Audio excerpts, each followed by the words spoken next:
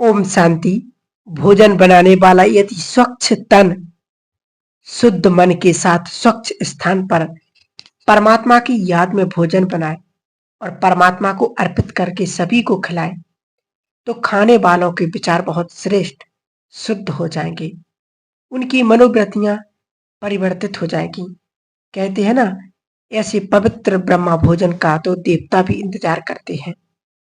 ऐसे ब्रह्मा भोजन खाकर के ही ब्राह्मण देवता बने हैं। भोजन बहुत स्नेह से खाना है कि परमात्मा हमें खिला रहा है। इस विषय पर राजयोगी भ्राता ब्रजमोहन भाई साहब ने अपना अनुभव इस प्रकार वर्णित किया है। किसी ने पूछा, भाई जी, साकार बाबा अन्न के प्रति किस प्रकार के डायरेक्शन देते थे, हमें कैसे खाना है, क्या कैसे बनाना है? तो उत्तर है, ईश्वरीय यज्ञ का एक मौलिक नियम है कि अन्न का मन पर बहुत प्रभाव पड़ता है। साकार बाबा, ब्रह्मा बाबा इस बात पर बहुत ही ध्यान देते थे, क्योंकि हमें मन को शुद्ध करना है, मन को कंट्रोल में लाना है। तो ऐसा कोई भोजन नहीं लेना चाहिए जिससे मन आउट ऑफ कंट्रोल हो सके। इसके लिए बाबा मलेच्छ का भोजन के ये शब्द यूज करते थे। उसमें बाबा कहते थे, मांसाहार है, नशा करना है, ये चीजें मन को तमोप्रधान बनाती हैं, दूषित बनाती हैं। जब 1936-37 में ईश्वर यज्ञ स्थापित हुआ, तो बाबा कहते थे कि बाबा ब्रह्मा के बच्चे ब्राह्मण हैं, ब्राह्मणों का पहला कर्तव्य होता है शुद्धि रखना, बाहर की भी शुद्धि रखना, अंदर की भी शुद्धि रखना।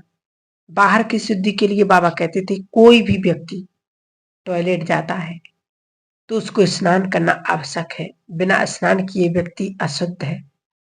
बाबा ने प्याज और लहसुन खाने को भी मना किया हुआ है। बाबा कहते, इनके अंदर कुछ ऐसे तत्व होते हैं जो मन को उत्तेजित करते हैं। प्याज को जब व्यक्ति काटता है तो उसकी आंखों में आंसू आ जाते हैं। इसे पता लगता है कि इसे विषैला फूड क्यों कहते हैं। बासी भोजन को भी बाबा मना करते थे। बाबा यह भी कहते थे, यज्ञ का कड़ा दाना बहुत बहुत वैल्यूबल है। बाबा कहते थे, एक तो भोजन में पड़ने वाली वस्तुएं सात्विक होनी चाहिए, दूसरे जो उसको बनाते हैं उनकी वृत्ति का भी बहुत असर पड़ता है। बाबा खास तौर पर ध्यान खिंचवाते थे कि भोजन बनाने वालों की यही सेवा है कि विशेष योगयुक्त होकर के परमात्मा की याद में सब्जी काटें, दाल बनाएं। बाबा कहते हैं कि भोजन तैयार हो जाता है तो उसको फिर से बाबा को भोग लगाएं, ताकि उसमें शक्ति आ जाए। नॉर्मल भोजन में नॉर्मल शक्ति रहती है, लेकिन परमात्मा की याद से एक अलौकिक शक्ति भरती है जो मन को शुद्ध करती है। फिर बाबा कहते थे, जब खाएं तो खाते समय भी खास ध्यान रखें कि हम अपने शरीर को, शरीर के द्वारा मन को भी ईश्वरीय प्रसाद खिला रहे हैं। उसी ध्यान में रह करके खाएं, बाबा की याद में खाएं, बातचीत ना करें। ऐसा भोजन भी एक प्रकार से आत्मिक शुद्धि का बहुत बड़ा साधन है। बीच बीच में हफ्ते में एक बार बाबा खुद भी बच्चों के साथ भोजन पर बैठते थे, ताकि हम देख सकें कि बाबा किस प्रकार से भोजन करते हैं। बाबा कहते थे, रॉयल्टी यही है, एक बार लिया फिर दूसरी बार नहीं लेना चाहिए। बाबा कहते हैं, इकोनॉमी रखनी है, जितना भोजन चाहिए उतना ही लेना है और उसको खाना है। बहुत स्नेह से खाना है कि परमात्मा हमें खिला रहा है। बाबा दिखाने के लिए खुद भी बच्चों को एक एक गिट्टी खिलाते थे।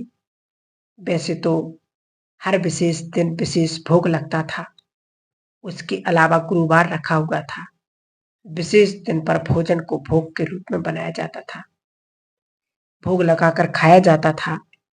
दुनिया में लोग ब्रह्मा भोजन करते हैं या ब्रह्म भोज करते हैं, उसका अर्थ भी लेते हैं अच्छा अच्छा भोजन खाना, लेकिन वास्तव में इसका नाम है ब्रह्मा भोजन, अर्थात ब्रह्मा के द्वारा भोजन करने की जो विधि सिखाई गई है वह बहुत ही सुंदर है। इसमें कई बातों पर ध्यान देना है, जैसे भोजन की मात्रा में कितना भोजन करना है, फिर भोजन खाते समय हम कितना अनासक्त रह सकते हैं, बहुत ही स्वादिष्ट भोजन सामने आ गया।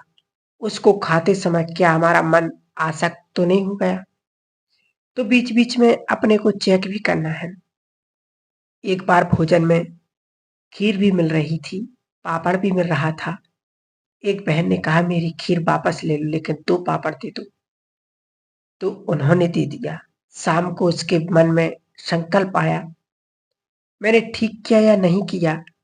मैं मातेश्वरी जी के पास सायंकाल गई और पूछा मम्मा, खीर तो अच्छी चीज़ है लेकिन खीर को वापस करके मैंने एक पापड़ लिया। क्या मैंने राइट किया? मातेश्वरी जी ने यही उत्तर दिया कि ये नहीं देखना है कि तुमने पापड़ लिया या खीर ली। तुम्हें फ़ील हो रहा है ना कि पापड़ में तुम्हारी आसक्ति है।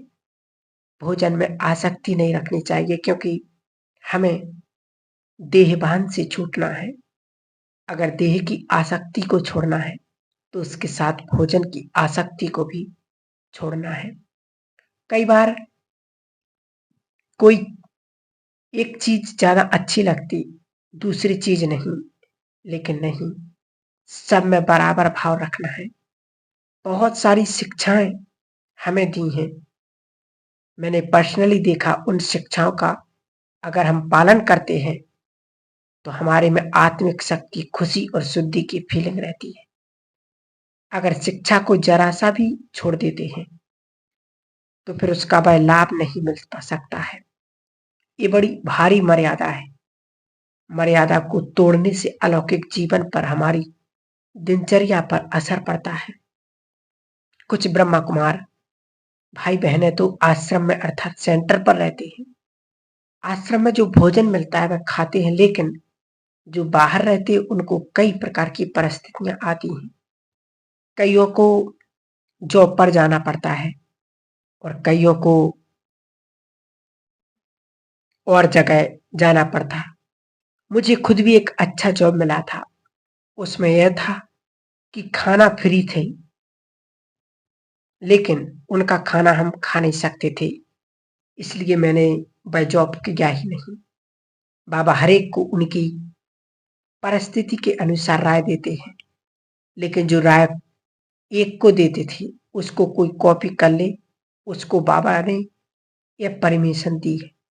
मैं भी कर लूँ, तो वह बहुत धोखा खाता है। बाबा कहते थे, हर बच्चे की परिस्थिति को देखकर मैं राय देता हूँ।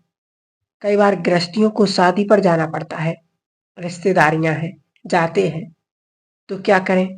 तो बाबा कहते थे वहां बाबा को याद करके खा, फल खा सकते हो, तुम्हारी शुद्धि रहेगी और जिनके पास जाओगे उनकी भी सेवा होगी कि अपने नियम में पक्के हैं। पहले पहले आपके रिश्तेदार कहेंगे हम शुद्ध हैं क्या, हमारा शूद्र है, समझते हैं क्या हमें, भोजन नहीं खाते हो, लेकिन जब वे देखेंगे कि नियम और मर्यादा का पालन करते हैं, तो फिर उनके अंदर रिस्पेक्ट बैठता है। ऐसे नहीं हम उनके लिए ढीले हो जाएं। हमारा नियम बहुत इम्पोर्टेंट है। मैं अपने प्रैक्टिकल अनुभव बताता हूँ। मैं चार्ट्स अकाउंटेंट के तौर पर एक बड़ी कंपनी में जॉब करता था। जॉब में कभी-कभी ऑफिसर्स की मीटिंग में हिस्सा लेना पड़ता था। वहाँ मुझे चाय, बिस्कुट आदि देते थे। मैं नहीं लेता था।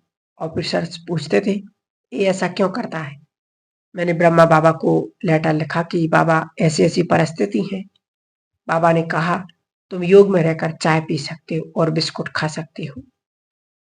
जब बाबा मुझे लेटर लिख रहे थे, उस समय यज्ञ के अकाउंट डिपार्टमेंट के इंचार्ज हमारे रमेश भाई जी, जो चार्टर्ड अकाउंटेंट थे, पास बैठे थे। उन्होंने बाबा से कहा, बाबा मैं भी चाय पी सकता हूँ?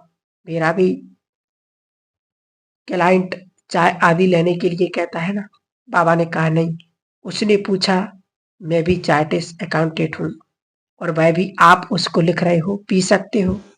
बाबा ने कहा देखो उसकी नौकरी है, वहां ऑफिसर से दूसरे हैं, तुम फ्री हो, तुम क्लाइंट के साथ नहीं पी सकोगे, तो तुम्हारा क्लाइंट कुछ नहीं बोलेगा। इस प्रकार से बाबा फर्क बताते थे। हमारी कंपनी गवर्नमेंट की है, एक बहुत बड़ी फर्टिलाइजर फैक्ट्री थी। वहां फर्स्ट टाइम हड़ताल हो गई। हड़ताल में गवर्नमेंट ने कहा कंपनी को ऑफिसर्स चलाएगी, वर्करों ने हड़ताल की, कोई बात नहीं, सारे ऑफिसर्स पुलिस के साथ कंपनी में जाएंगे, जो भी जो कुछ संभाल सकता है वह संभालेगा, कोई ऑफिसर्स ट्रांसपोर्ट संभालेगा, कोई टेलीफोन, जो भी कुछ संभाल सकता है सभी ऑफिसर्स को एक जगह बुलाया गया, पुलिस बुलाई गई। हमारा जो टॉप जनरल मैनेजर था उसने सबको ट्रक में भेजा, शुरू किया, मुझे भी बुलाया, तो मुझे भी जाना था। मैंने सोचा अगर मैं वहां चला गया तो जितने दिन स्ट्राइक चलेगी उनका भोजन खाना पड़ेगा। मैंने सोच लिया कि मेरी टर्न आएगी तो मैं रिजाइन कर दूंगा। मैं फाइनेंस डिपार्टमेंट में था। जब मेरी बारी आई तो जनरल मैनेजर ने कहा फाइनेंस का एक व्यक्ति बाहर रहना चाहिए, इस प्रकार मुझे बाहर रख लिया गया। 28 दिन वह स्ट्राइक चली।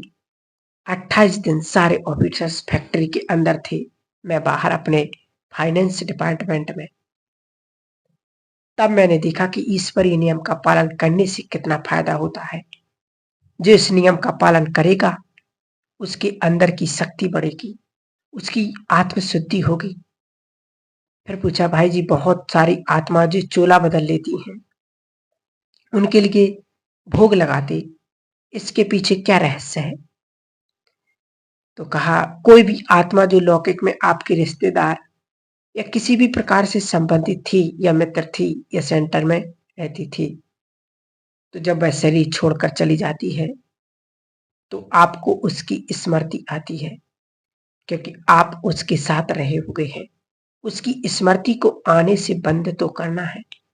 दुनिया में कई लोग गई आत्माएं आत्मा के नाम पर दान करते, पुण्य करते, किसी के नाम से हॉस्पिटल में कमरा बनवा देते। बाबा ने कहा हुआ है कि कोई भी आत्मा चली जाए तो आप उससे डायरेक्ट कनेक्शन नहीं रख सकते हो भी नहीं सकता। अगर आपको उसको कुछ पहुंचाना है, वाइब्रेशन पहुंचाते हैं, शांति पहुंचानी है, संतोष पहुंचाना है, तो केवल शिव बाबा के द्वारा कर सकते हो। जैसे इंटरनेशनल फोन होता है ना, उसके नंबर लगाने से आप सारे विश्व में बात कर सकते हो। बाबा ने कहा यह एक विधि है, जो लोग इस तरह से जाते हैं उनके लिए बाबा को भोग लगाते, इससे लगाने वाले की भी आत्मिक शुद्धि होती है। जिस आत्मा के निमित्त भोग लगाया उस आत्मा की भी शुद्धि होती है। उनके लिए बाबा भोग लगाते हैं। तो इसका प्रकंपन पहुंचता है, यह इसका रहस्य है। तो दूसरा प्रश्न पूछा कि क्या वह आत्मा भोजन स्वीकार करती है? उत्तर आत्मा भासना लेती है, भोजन तो शरीर खाता है, वह आत्मा तो शरीर रहित है, इसलिए भासना ले सकती है। हम बाबा को भोग लगाते तो क्या बाबा भोजन खाता है? भासना लेता है तो भासना पहुंचती है। इस प्रकार से बाबा को भोग लगा करके अपनी दिल की आवाज पहुंचा सकते हैं। फिर पूछा भाई जी बाबा सिखाते हैं कि जब हम भोजन करते हैं तो रॉयल तरीके से करना चाहिए, बाह्य रूप से क्या क्या चीजें हैं जिनका ध्यान रखना है?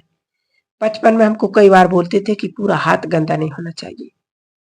ये तो बाहर की बात है, दुनियावी चीजें हैं, दुनिया में आध्यात्मिकता तो नहीं है।